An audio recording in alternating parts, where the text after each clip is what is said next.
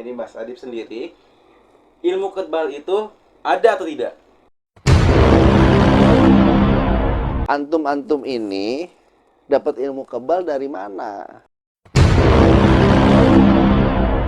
Rasulullah SAW aja nggak kebal.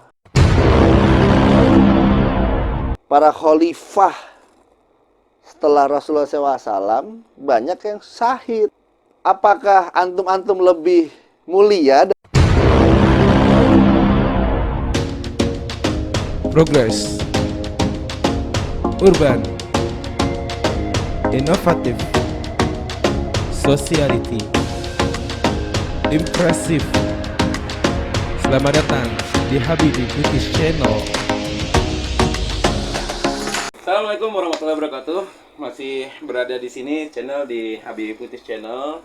Terima kasih yang udah senantiasa menemani kita terus di setiap konten tayangan kita.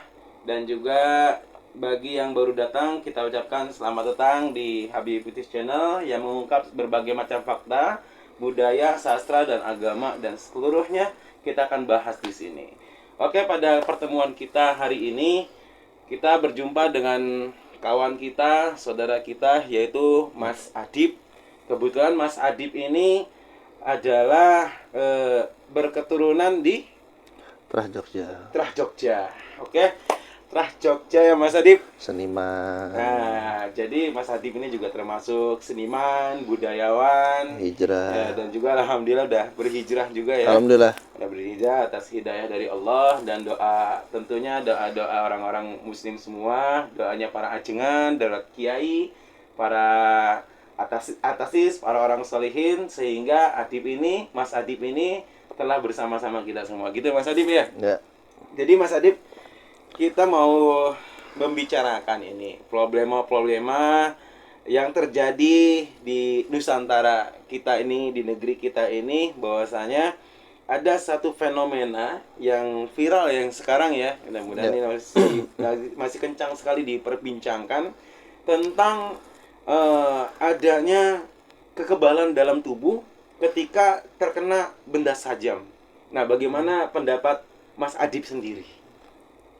Ya, sebelumnya Assalamualaikum warahmatullahi wabarakatuh. Bismillahirrahmanirrahim. Ya, jadi ilmu kebal itu kalau kita melihat dari agama Islam ya, karena apapun ilmunya pakemnya harus Al-Quran dan Sunnah baginda Rasulullah SAW beserta para kisah-kisah sahabat radhiyallahu majma'in dan para orang-orang soleh. Ya, betul. Jadi Nabi Zakaria alaihissalam itu suatu dikejar-kejar, ingin dibunuh. Beliau ini ngumpet di pohon. Jadi ada pohon itu menawarkan diri untuk agar Nabi Zakaria alaihissalam masuk ke pohon itu. Ya, dengan izinnya Allah SWT, akhirnya Nabi Zakaria alaihissalam ketahuan. Akhirnya dipotonglah tuh pohon, mengeluarkan darah. Akhirnya Nabi Zakaria alaihissalam syahid. Ya. Lalu kita tarik garis ke era Rasulullah SAW. Rasulullah SAW di saat memimpin perang Uhud ya, beliau Rasulullah SAW terpanah, betul ya? Terpanah, kena di pipinya, ya kan, menyangkut di rantai-rantai helm zirahnya, akhirnya giginya tanggal, ya. Dan di saat itu begitu banyak para suhada syahid di medan pertempuran, termasuk pamannya Rasulullah SAW, Hamzah radhiyallahu anhu, yang jantungnya itu dimakan oleh Hindun radhiyallahu anha. Kenapa radhiyallahu anha? Karena di kemudian harinya beliau mendapatkan hidayah dan masuk Islam. Ya. Lalu kita tarik garis lagi ke depan, sebagaimana Khalifah Umar bin Khattab radhiyallahu anhu syahid di saat memimpin sholat, tusuk dari belakang. Begitu juga Khalifah Utsman bin Affan radhiyallahu anhu sedang membaca Quran, ditebas dari belakang, syahid. Lalu Khalifah Ali bin Abi Thalib radhiyallahu anhu, ya, syahid juga sedang memimpin sholat, ditusuk.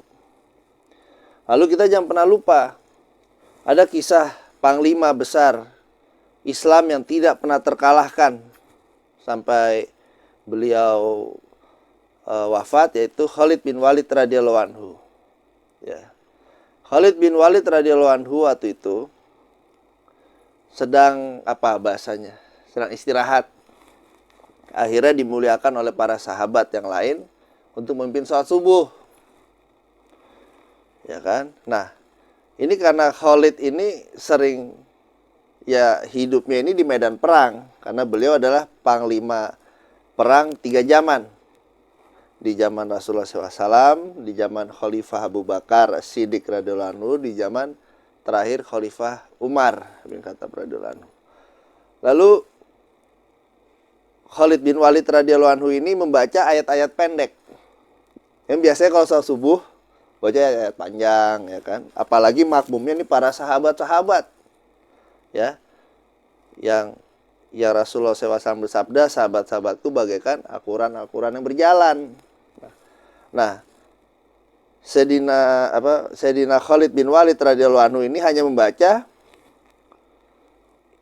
surat Al-Fatihah, Qul huwallahu ahad dan Inna atau Inna. Surat pendek. Dikomplain. Kenapa tuh? Loh. Ya Khalid, kamu ini bagaimana? Ini sholat subuh. Kok suratnya pendek-pendek? Lalu Sayyidina Khalid bin Walid radhiyallahu anhu menjawab dengan membuka bajunya. Pas dibuka bajunya itu banyak betul tebasan-tebasan pedang sayatan sampai sudah tidak ada jarak. Ya kan? Lalu di situ para sahabat yang menjadi makmum semua menangis. Lalu Khalid bin Walid radhiyallahu anhu menjawab, di saat kalian menghabiskan waktu untuk membaca Quran, aku menghabiskan waktu di medan pertempuran, gitu. Nah, ini kita bahas dari sisi agama dulu ya. Oke, kita tarik garis ke Nusantara. Di Nusantara kita kenal yang namanya Sultan Agung. Ya. Sultan Agung ini adalah Raja Mataram Islam yang ketiga, cucu dari Eyang Panembahan Senopati, atau dikenal dengan Danang Sutawijaya, anak dari Eyang Prabu Hanyakrawati. Ya. Jadi ini uyut-uyutnya Jogja Solo, Sultan Agung, difilmkan juga gitu. Nah, Sultan Agung ini waktu itu menyerang ke Batavia, ya. Lalu beliau mendapatkan tarbiyah, akhirnya beliau pulang ke Mataram dengan penuh luka-luka, ya. Bekas luka-luka dari perang melawan Batavia, ya. Nah, karena luka-lukanya tersebut, Sultan Agung akhirnya wafat, ya. Lalu di atasnya Sultan Agung ada namanya Eyang Ki Ageng Mangir, ya. Eyang Ki Ageng Mangir ini dijuluki bantengnya Mataram, ya. Nanti sejarahnya bisa dilihat di channel-channel YouTube yang lain, sejarah Ki Ageng Mangir. Nah, ini yang saya sebutkan Eyang Ki Ageng Mangir Wonoboyo yang keempat, ya. Nah, beliau ini menikahi anak dari Eyang Panembahan Senopati, yaitu Gusti Pembayun. Ya, karena pada era itu ada konflik, akhirnya menikah, akhirnya berkonsolidasi. Pas datang ke Eyang Panembahan Senopati, beliau sungkem, kepalanya diinjak, pecah. Sama siapa tuh? Sama Eyang Panembahan. Sebenarnya ini sedih kalau saya bicara seperti itu, Miris, ya. cerita miris kayak gitu ya. Nah, yang dari tadi saya bicarakan, beliau-beliau ini adalah orang-orang soleh. Ya, betul ya. Dan memiliki power. Dan memiliki luar biasa Nah, apa pengaruhnya, ya kan. Kalau Rasulullah SAW, bahkan Rasulullah SAW adalah kekasihnya Allah Subhanahu Wa Taala, itu luar biasa. Ya, Rasulullah SAW ditimpuki di Taif, diludahi, bahkan sendalnya itu, terompahnya itu berlumuran darah, ya. Nah, kok mereka nggak kebal?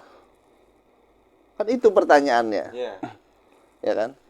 Padahal beliau-beliau ini yang mau dari Nusantara, mau dari keislaman, mau dari para khalifah, dari Rasulullah SAW, para anbiya alaihissalam, bukankah mereka lebih pantas kebal?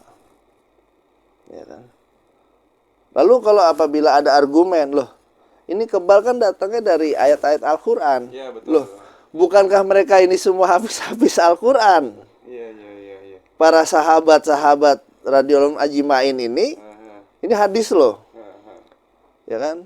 Sahabatku ini bagaikan akuan-akuan yang berjalan. Gitu loh. Lalu ada yang pernah bilang, loh itu kalau kita jalan di atas air itu dibantu dengan jin. Ya. Kalau menurut saya tidak. Kenapa? Paman Rasulullah SAW ditugaskan oleh Rasulullah SAW untuk berdakwah ke Cina, yang bernama Sa'ad bin Abi Waqqas radhiyallahu anhu, dengan pasukan berkudanya.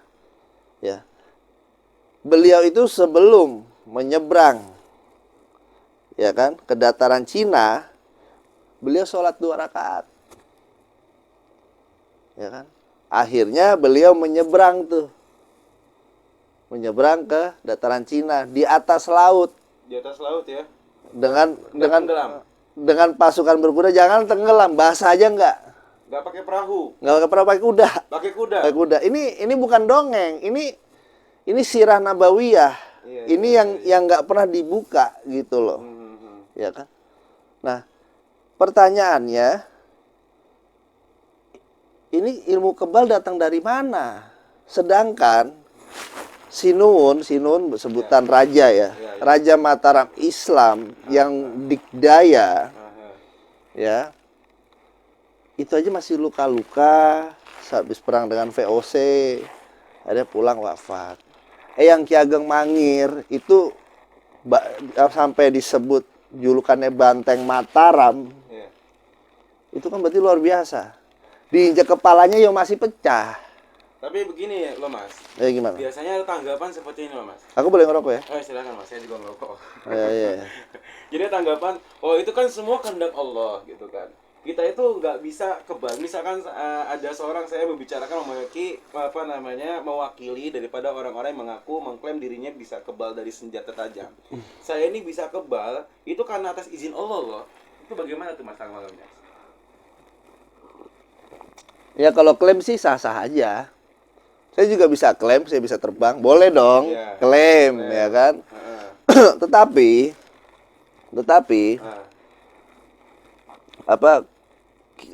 kalau kita lihat fakta-fakta sejarah, ya kan, kita melihat fakta-fakta sejarah yang ada, masih banyak yang lebih pantas yang mempunyai ilmu-ilmu tersebut. Sunan Kalijaga rahimahullah berkata, ya, buat apa kamu belajar ilmu terbang? Sedangkan Allah menciptakan lalat tidak perlu belajar. Allah menciptakan nyamuk dengan bisa terbang. Ya fitrahnya manusia ya jalan kaki. Ya kalau ada motor ya naik motor. Jadi balik ke diri manusia itu apa sih? Kalau dipukul berdarah. Kalau lapar ya perutnya sakit, makan kan gitu kan? Ya kan, kalau ngantuk ya tidur. Ya kan? Itu fitrahnya manusia. Gitu loh. Ya kan? Nah terus bagaimana kalau dengan saya nggak kebal tapi saya punya pusaka nih. Saya punya pusaka saya bisa bisa apa? Bisa mempunyai power yang lebih. Ya, punya kekuatan tertentu lah. Iya. Memang dalam sejarahnya pembuatan pusaka itu yang membuat para empu. Nah, kalau di cross check di sejarah, para empu itu membuat pusaka itu bukan sekedar ini ada besi, ini ada meteor, Ya. ditempah, udah selesai dikasih. Enggak begitu. Oh gitu ya. Para empu itu punya tirakat sendiri, punya apa bahasa orang Jawa tuh prihatin. Entah itu puasa, Oh. entah itu ada Gitu. adat pantangannya. Jadi ada amalan-amalan khusus untuk membuat pusaka tersebut. Lah iya makanya kalau saya pribadi ya saya punya pusaka keris, pusaka tombak. Itu semata-mata ya waris dari eyang-eyang saya gitu. Dan memang dan sampai sekarang masih saya rawat gitu. Nah, itu semata-mata ya itulah jejak Tapi memang perjuangan. dari punya keris yang emas punya sendiri itu punya kekuatan tersendiri gitu. Apakah di waktu-waktu tertentu dia bisa punya kekuatan atau memang hanya sekedar benda-benda pusaka, benda-benda sejarah saja gitu loh Mas? Ya, jadi gini, kalau benda sejarah udah pasti. Ya. Kalau benda sejarah udah pasti udah jadi cagar budaya ya. Ya, ya. Namun kita harus pahami. Saya juga ingin mengomentari yang apa yang lagi viral tuh ya, pesulap merah ya. Ya, ya, ya. Ya. Jadi ada segelintir orang yang diberi anugerah oleh Allah Subhanahu wa taala yang memang sudah dari lahir dia bisa merasakan, bisa apa ya, sensitif ya. Kalau bahasa Jawanya weruh sakdurunge winarah.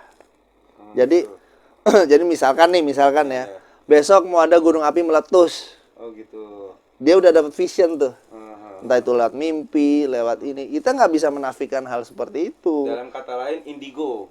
Iya, dan itu dalam agama dipraktekkan oleh Memang siapa? ada. Dipraktekkan oleh siapa? Oleh Nabi Musa alaihissalam dengan Nabi Khidir alaihissalam. Tapi memang ada indigo kayak gitu loh Mas. Ada. Oh ada ya. Dan itu haknya Allah, itu hak prerogatifnya Allah Subhanahu wa taala. Ya kan? Dengan ilmu apapun yang kamu ketahui di dunia, ya kan? Jangan pernah berpikir kamu tahu semua ilmu dari Allah. Nggak semua ilmu Allah Subhanahu wa taala dikasih tahu. Ada yang tertulis, ada yang tersirat, ada yang tersurat.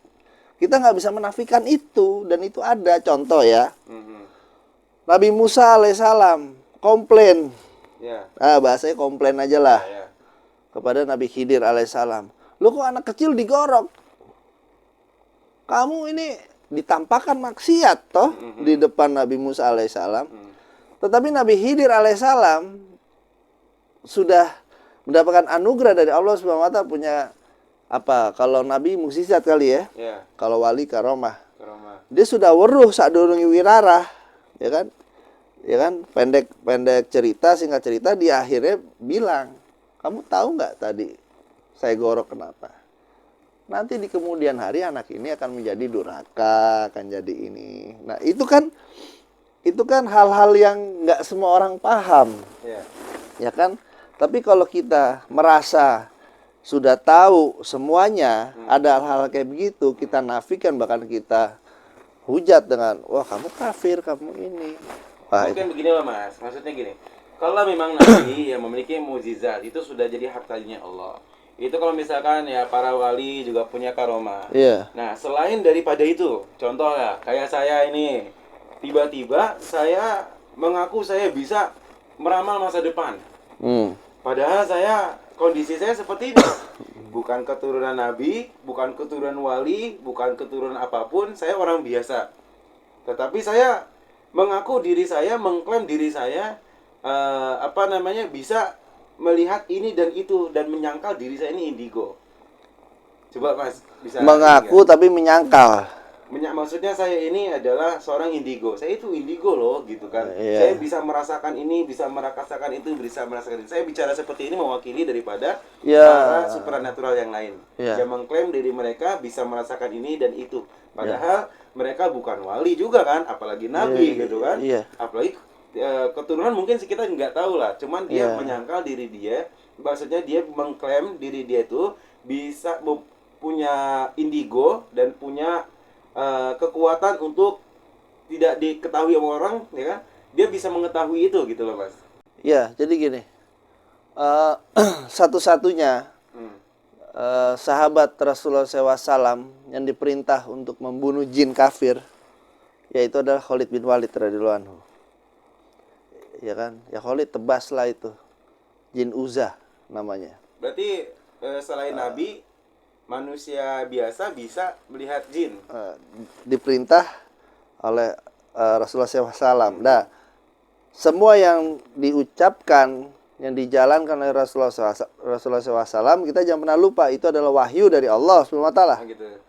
Kan gitu, ya kan? Akhirnya Khalid bin Walid tuh, Khalid bin Walid. Di situ suka-suka Allah SWT memilih hambanya.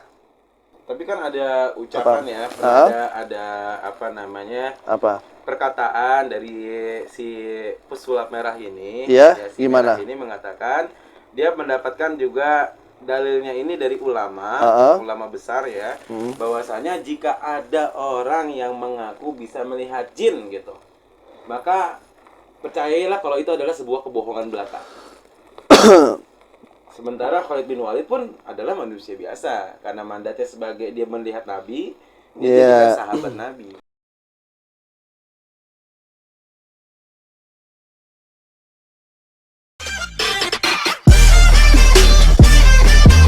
Saya anggap itu khilafiyah ya. Saya anggap itu khilafiyah. Karena kenapa? Itu perbedaan